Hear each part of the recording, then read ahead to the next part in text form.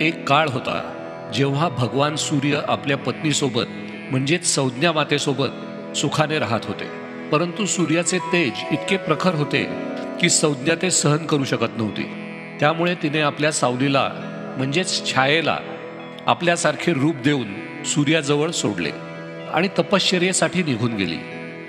छायामातेने आपल्या कर्तव्याने सूर्याची सेवा केली आणि काही काळाने तिच्या पोटी एक पुत्र जन्मास आला, ज्याचे नाव होते शनी.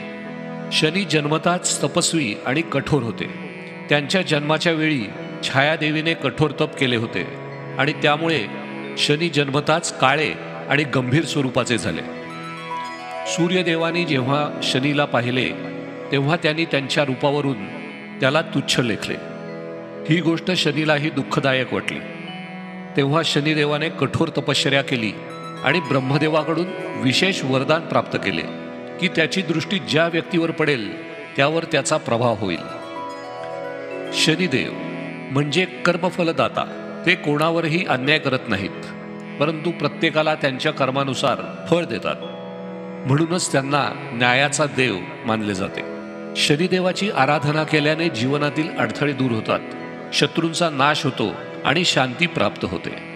विशेषतः शनिवारच्या दिवशी ओम शन शनेश्वराय नमः या मंत्राचा जप केल्याने शनी दोष दूर होतात आणि जीवनात सकारात्मक बदल होतो.